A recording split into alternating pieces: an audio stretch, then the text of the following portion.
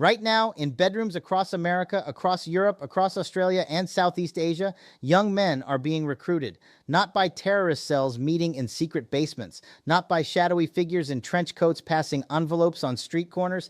They're being recruited through their phones, through the very platforms billions of people use every single day. And here's what makes this story so deeply uncomfortable. In every single case, every single one, the warning signs were there.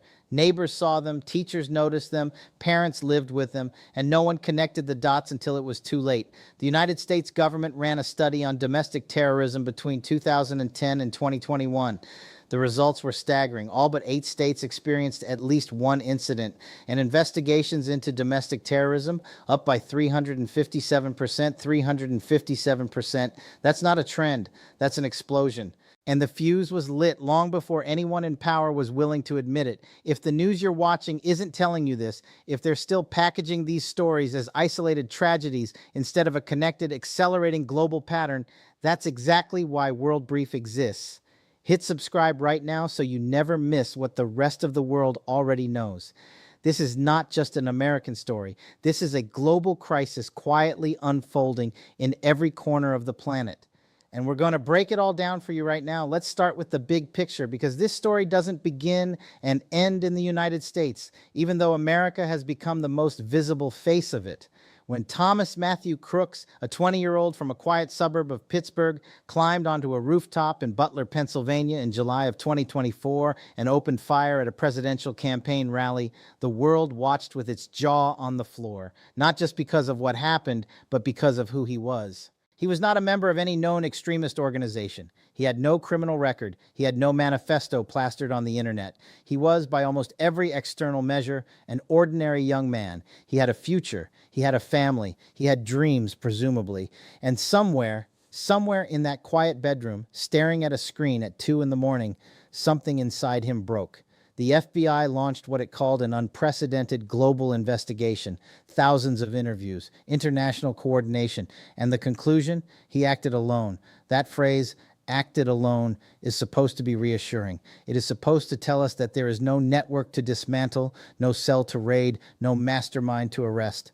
But think about what it actually means. It means the most dangerous actor in that investigation had no accomplices to betray him, no handler to make a mistake, no co-conspirator to get cold feet. It means the system we built to catch terrorists, built for organized groups, foreign sponsorship, visible networks, may be entirely unequipped for what is now the primary threat. And this is happening everywhere. Let's zoom out, because World Brief is not just a channel about American politics. We cover the world. And when you look at this through a global lens, the picture becomes genuinely alarming. In the United Kingdom, counterterrorism officials have repeatedly raised flags about the speed at which young men are being radicalized online. Not by ISIS, not by Al-Qaeda, but by domestic ideological movements that have no central leadership, no formal structure, no address you can drone strike. Researchers in the UK call it accelerationism. The belief that society is so broken, so corrupt, so beyond saving that the only solution is to speed up its collapse. This ideology doesn't care about political parties. It doesn't pick a side on a ballot. It just wants destruction. In Germany, the Domestic Intelligence Service, the BFV, has been tracking a surge in what they classify as Reichsbürger extremism, a fringe movement of people who reject the legitimacy of the modern German state. In 2022, German authorities arrested 25 people in a coordinated raid on a group allegedly planning a coup. 25 people in Germany in 2022. This is not ancient history. In Australia, the Australian Security Intelligence Organization, ASIO, released a threat assessment warning that right-wing extremism had become as significant a threat as Islamist terrorism. For the first time in Australian history, those two categories were treated as equally dangerous. Let that sink in. In New Zealand, the world watched in 2019 as a single young man walked into a mosque in Christchurch and killed 51 people. He live-streamed it. He published a manifesto. He was not recruited in a mosque or a training camp. He was radicalized in internet forums. The pattern is the same everywhere you look. Young men, isolation, the internet, and a world that didn't catch them in time. Now, here's where it gets really important. And this is the part that most news coverage skips because it's uncomfortable and it doesn't fit neatly into a political narrative. When experts look at the psychology of radicalization, and we're talking about serious credentialed professionals in psychiatry, forensic psychology, and criminology, they consistently say the same thing. Radicalization does not start with ideology. It starts with pain. Let me say that again because it matters more than almost anything else in this video. Radicalization does not start with ideology. It starts with pain. What does that mean in practice? It means that the young man who eventually ends up consuming violent extremist content online almost never starts there. He starts somewhere much more familiar. He starts with loneliness, with social rejection, with the feeling that the world doesn't see him, that he doesn't belong, that nothing he does matters. We know this. The clinical community has known this for years. There is robust, peer-reviewed research on something called adverse childhood experiences. The things that happen to you in the first 18 years of your life that shape how your brain develops, how you regulate emotion, how you form relationships. Neglect, abuse, instability, poverty, bullying. These experiences don't just leave emotional scars. They alter the structure of the brain in ways that make people more vulnerable to anger, to belonging seeking in dangerous places, to the appeal of ideologies that offer a simple explanation for complex pain. And the internet, specifically the algorithms that power social media and content recommendation systems, has become extraordinarily good at finding those people and feeding them exactly what will keep them engaged. Think about how recommendation algorithms work. They are not designed to show you the truth. They are not designed to show you what's good for you. They are designed to maximize engagement. And what maximizes engagement? Outrage. Fear, the feeling that you are part of a persecuted group, the feeling that someone, some enemy, some system, some shadowy force is responsible for your pain. A lonely 17-year-old boy watches one video that speaks to his frustration about feeling overlooked. The algorithm serves him another, then another, each one a little more extreme, each one a little more certain that his pain is someone else's fault. Within weeks, he is consuming content that would have been completely unrecognizable to him a month earlier, and he doesn't feel like he's being radicalized. He feels like he's finally waking up. Let's talk about specific cases because this isn't abstract. This is playing out in courts and headlines right now. Luigi Mangione. If you followed American news in late 2024 and into 2025, you know this name. A young man from a prominent family, Ivy League educated, objectively talented, someone who, by every external marker, had more opportunities than most people on the planet. And yet, something inside him, something about the way he understood injustice, the way he processed grievance, the way he made sense of systems he believed were corrupt, drove him to an act of lethal violence that shocked the country and, confusingly to many people, made him something of a folk hero in certain corners of the internet. That last part, the folk hero part, is critical because it tells us something deeply troubling about the cultural moment we are living in, when a significant portion of the population, even ironically, even ambivalently, expresses sympathy for an act of targeted political violence. We are not dealing with a fringe phenomenon anymore. We are dealing with a mainstreaming of something extremely dangerous. Tyler Robinson is another case that has drawn attention. A young man whose trajectory fits the same profile we've been describing. Not a career criminal, not someone who fell through every crack of every system. Someone who radicalized. Someone who found meaning and purpose and identity in an ideology of destruction. And then there's Thomas Crooks. No formal political affiliation. No known manifesto. Online searches about major depressive disorder.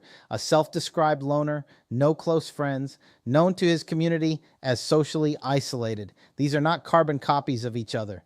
But the underlying architecture, the loneliness, the online consumption, the slow drift toward extreme ideation, the eventual rupture, is consistent enough that researchers who study this for a living have a name for it: the radicalization pipeline. So what are governments actually doing about this, and which countries are getting it right?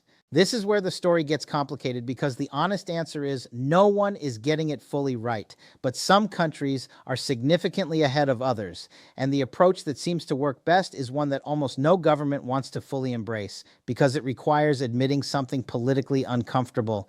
It requires admitting that this is a public health problem as much as it is a law enforcement problem.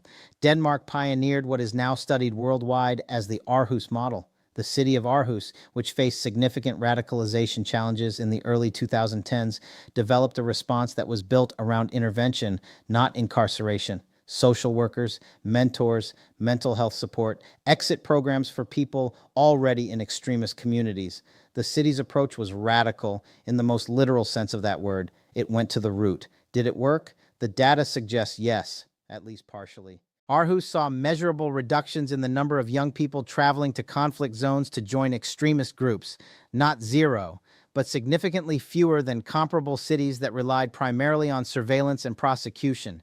The United Kingdom, despite its considerable intelligence infrastructure, has struggled with what critics call the PREVENT program, a government initiative designed to identify and intervene with individuals at risk of radicalization. Civil liberties advocates have raised serious concerns that the program has been disproportionately applied to Muslim communities, creating exactly the kind of institutional distrust that makes young people more vulnerable to radicalization, not less.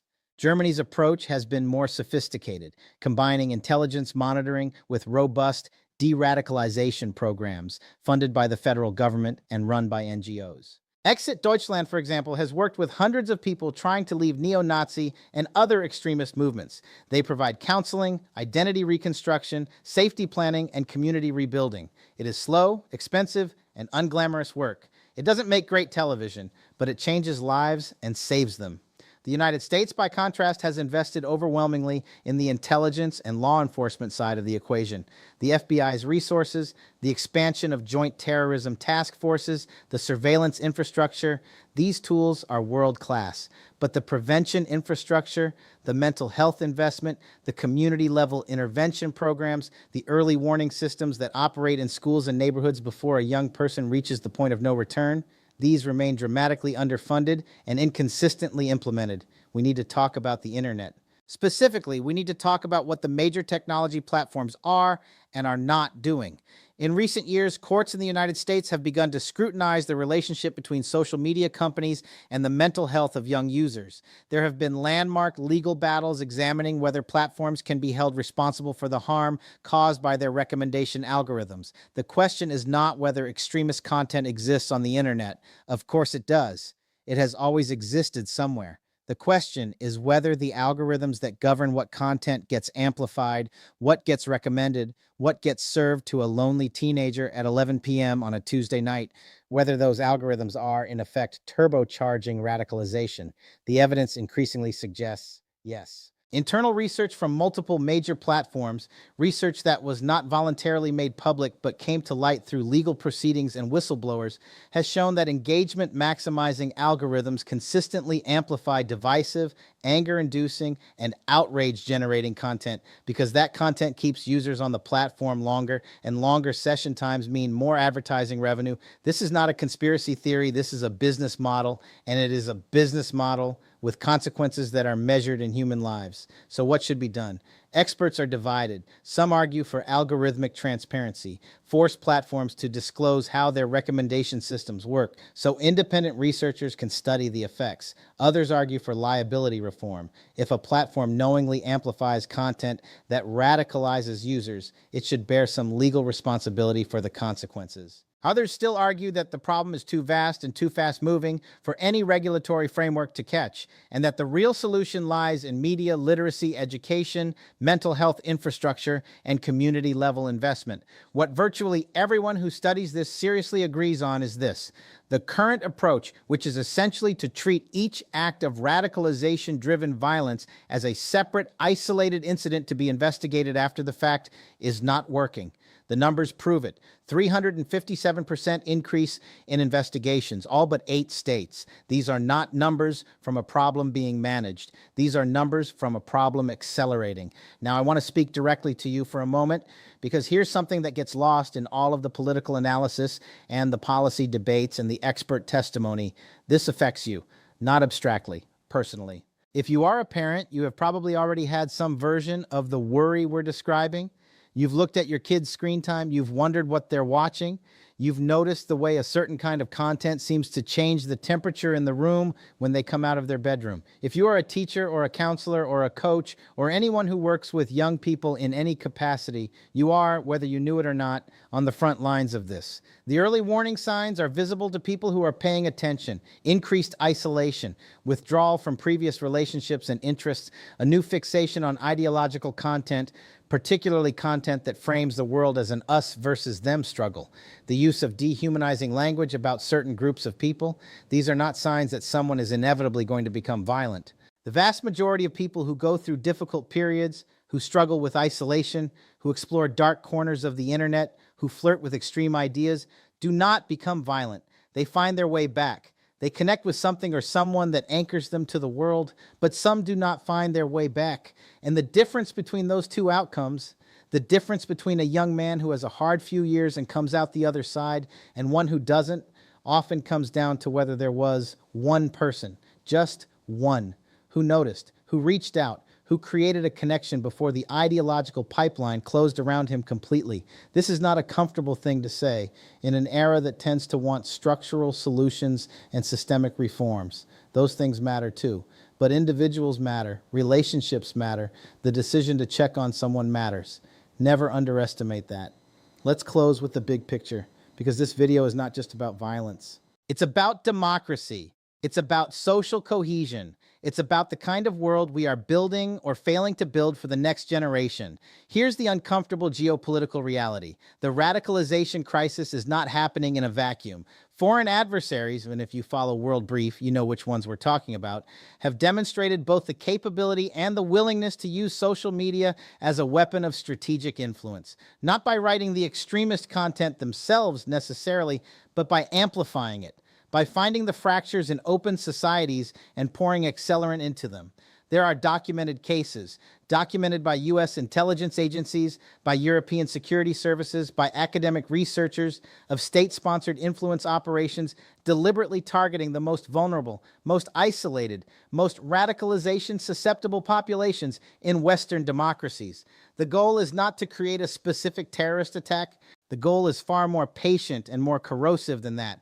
The goal is to deepen distrust, to amplify grievance, to make people feel so certain that their government, their institutions, their fellow citizens cannot be trusted, that the entire project of democratic self-governance begins to feel like a lie. And here's the brutal irony. It's working. Not because foreign adversaries are so powerful, but because we handed them the tools. We built the platforms. We designed the algorithms. We created the conditions under which loneliness and grievance could be monetized and weaponized. And then we acted surprised when someone started exploiting them. The solution to this is not simple. It is not one policy, one law, one program. It is a sustained generational commitment to the things that actually make human beings resilient: connection, belonging, purpose, mental health, community. It is a serious reckoning with the technology we've built and the values, or lack of values, we've built into it. It is a willingness to look at data showing 357% increases in terrorism investigations and say, this is not acceptable, and we are going to do something different. The world is watching. The data is clear. The question is whether we are willing to act before the next warning sign becomes the next headline. That's the story that mainstream media keeps packaging as a series of isolated tragedies. That's the pattern they keep missing or choosing not to connect.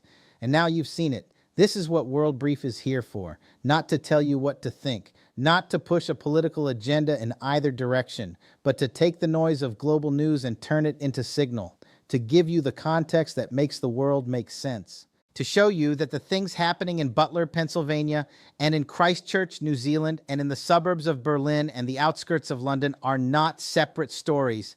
They are chapters in the same story, and that story is not finished. If this video gave you something, a new way of looking at this, a connection you hadn't made before, a reason to have a different conversation with someone in your life, then do 3 things for me right now. First, hit subscribe. Seriously, if you're not subscribed yet, why are you still here without subscribing? Every week, World Brief brings you the international stories that the 24-hour news cycle doesn't have the patience to explain properly. You deserve better than that. Subscribe. Second, drop a comment below. Tell me where you're watching from.